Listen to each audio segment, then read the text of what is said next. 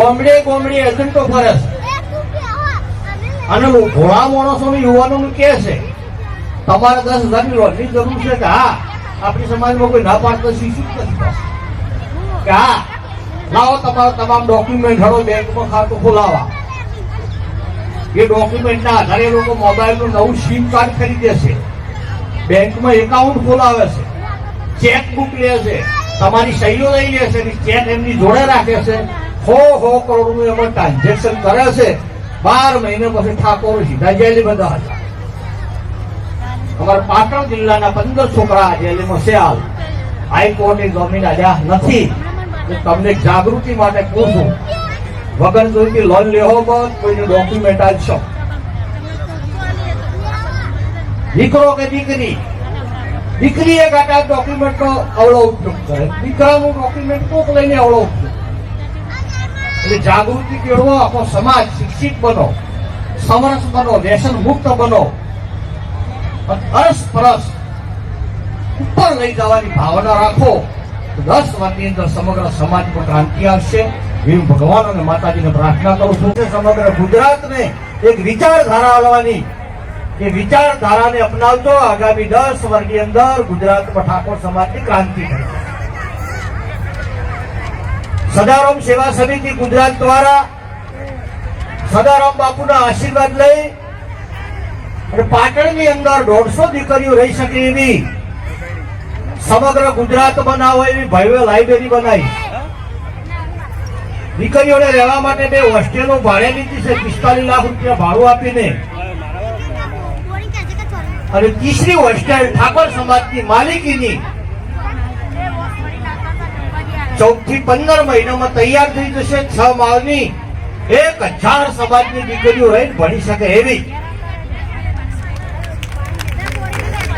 બીજો એક ગુજરાતમાં મેં વિચારધારા રજૂ કરી હતી કે ગુજરાતમાં એક ઠાકોર એક રિવાજ હોય. કલોલમાં રિવાજ એક હોય, મારા પાટણમાં રિવાજ એક હોય, પાલનપુરમાં રિવાજ એક હોય, વડનગરમાં રિવાજ એક હોય, વલસાડમાં રિવાજ એક હોય. એટલે આખો ઠાકોર સમાજનો એક સમાજ એક રિવાજ.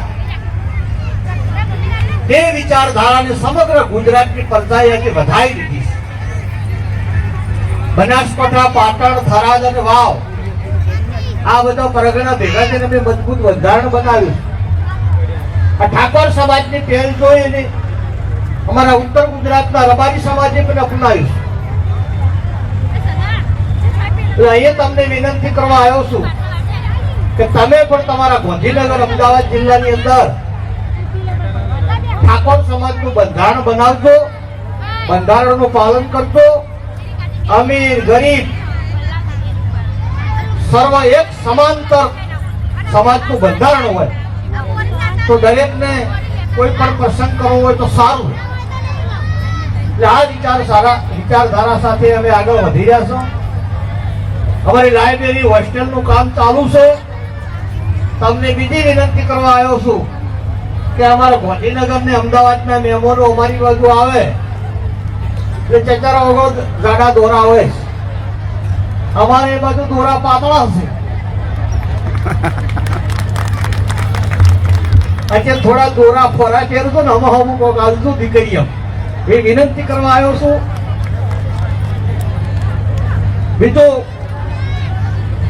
બેન દીકરીઓને પણ વિનંતી કરું છું કે ગાંધીનગર, અમદાવાદ જિલ્લો, વડોદરા જિલ્લો, જે મધ્ય ગુજરાત અને ઉત્તર ગુજરાતના એક જિલ્લાની અંદર એક કલ્ચર ચાલે સમાજમાં કે દીકરીને લગ્ન કર્યા પછી દીકરી સાસરિયામ જાય અને જમીનના ભાવ વધ્યા છે એટલે એની નજર બાપની જમીન ઉપર ને બાપની જમીન ઉપર હોય છે.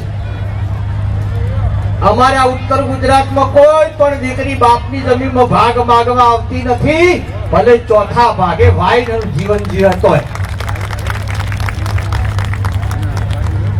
પણ એ દીકરીને સમાજના ફળદરિયા મળે, દલાલો મળે અને દસ્તાવેજો ઘસડી કાઢે, એનો પરિવાર બરબાદ થાય છે ને એના પ્યોર પક્ષનો પરિવાર બરબાદ થાય.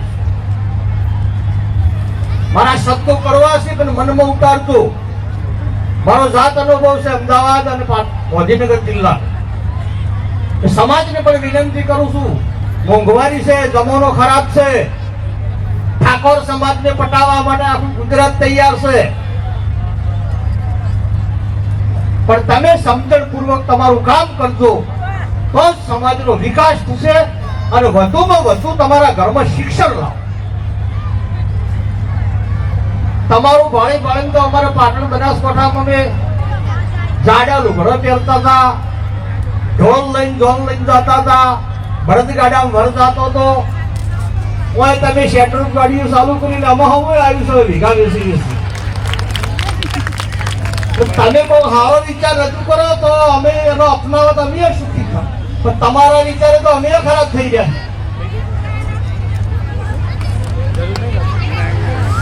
તમારા દીકરા તરીકે શું કરવા શકતો? તમને ગમે કે ના ગમે, હું તો એક ફકીર જેવો માણસ છું.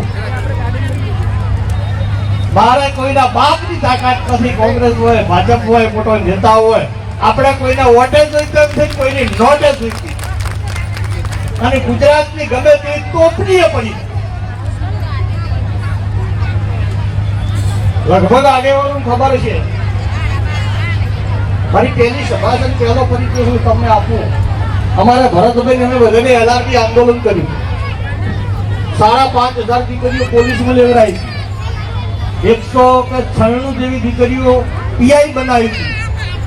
એ બધું પટી 4 મહિના અમે જેલમાં રહ્યા હતા. તામન को 4 મહિના જેલમાં હાલત તો બીજા જરા પટ્ટા પહેરી બહાર નીકળો. તો નીકળો ના નીકળો. આ ઉત્તર ગુજરાતનો નવગઢ ઠાકોર છે, પટ્ટો ને. અહીંયા કોઈ રેવલોર ભણાવે ને તોય મારી વિચારધારાના બદલાય હું ઠાકોર. અને જેની વિચારધારા બદલાય એ ક્ષત્રિયનો દીકરો ને. અહીંયા નવયુગલે જે પ્રભુતામાં પગલો પાડ્યો છે, દીકરા દીકરીઓ એમની જોડેથી પણ વચન માંગુ છું કે તમે વ્યસન મુક્ત રહેજો. આવનારા ભવિષ્યની અંદર તમારા બાળકને શિક્ષણ આપજો એ વિનંતી કરવા આવ્યો છું. આ વડનગર ઠાકોર સમાજની ટીમને ખૂબ ખૂબ ખૂબ અભિનંદન આપું છું અને મારા દ્વારકાવાળાને પ્રાર્થના કરું છું કે તેમને હોવરનું આયુષ્ય સદાય આવા સારા કાર્ય. હું રસ્તો ભૂલી ગયો તો જોતો આવ્યો છું. આખું આયોજન એમનો કાર્યક્રમ આખા ગુજરાતનો ધી બેસ્ટ કાર્યક્રમ છે આ સમૂહ લગ્ન. નકે અમે આખા ગુજરાતમાં સમૂહ લગ્ન જશ દીકરા દીકરી પાસેથી 30,000 રૂપિયા વાળું કરી જાય અને ખાતરની થેલી ભરીને કરી આવરા.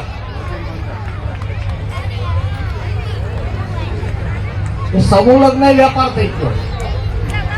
પણ આ ટીમને ધન્યવાદ અભિનંદન આપું અને દિલથી આપું છું કે તેમનું કાર્ય ગુજરાતનું શ્રેષ્ઠ અને બેસ્ટ છે.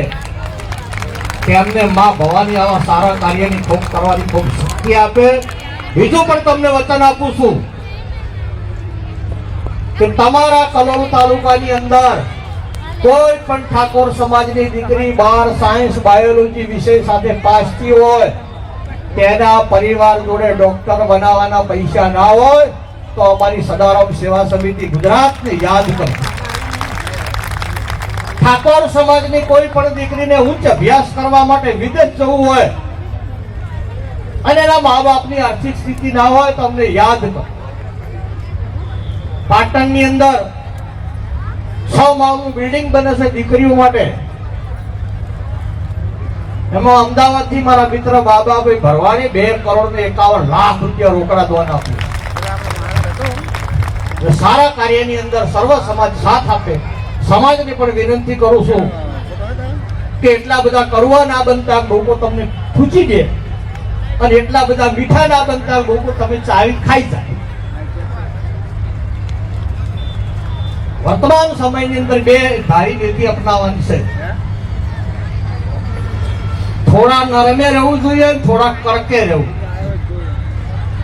અમારા પાટણ અને બનાસકાંઠાની અંદર લગભગ મિત્રોને ખબર છે, કોઈ પણ જમીન રાખવી હોય 7 વખત વિચાર કરે.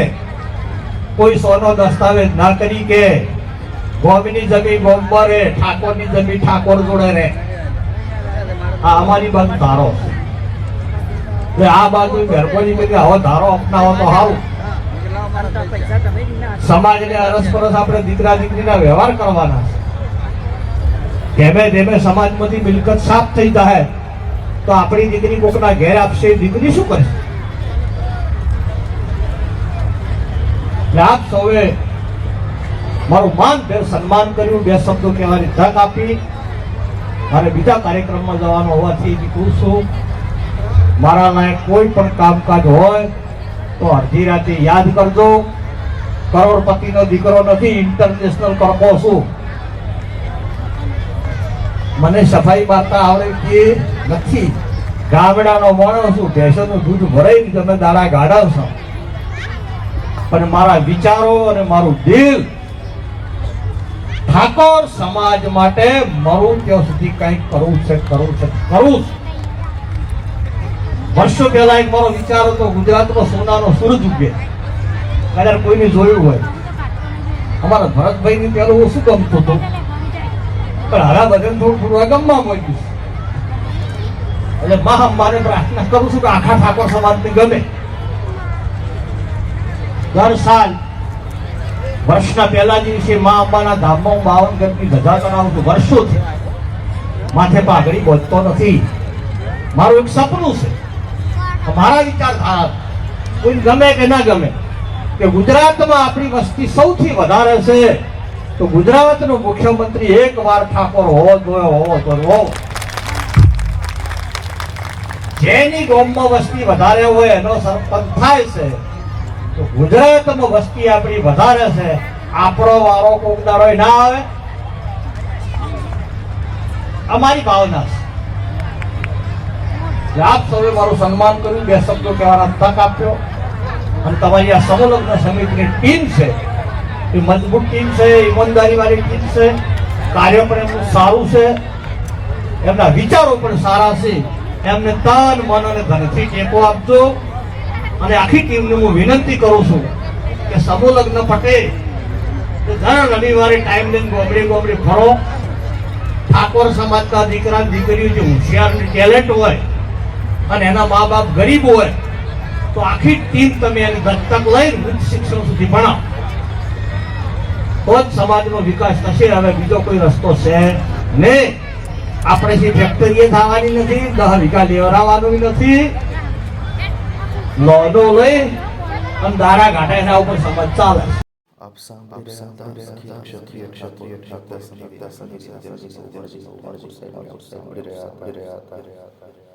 છત્રાલ ખાતે આયોજન કરવામાં આવ્યું હતું. તેની અંદર ઠાકોરજી હાજરી અને સમાજને પ્રેરક સમયમાં સમાજમાં પ્રમાણ વધી અને ઓછામાં ઓછું